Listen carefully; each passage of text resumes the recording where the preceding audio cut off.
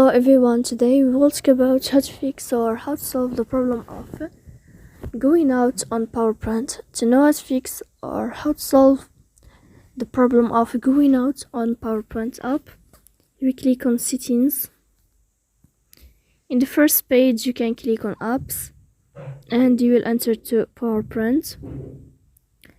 Then you can click on first stop and you can click OK. After that you will enter to the window of storage. Here you can click clear cache. Don't click clear data because that can cause the errors or can delete your account.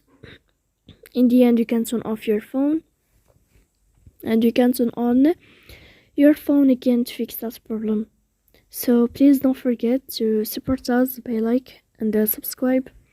See you next time in another video, and thank you for your attention and your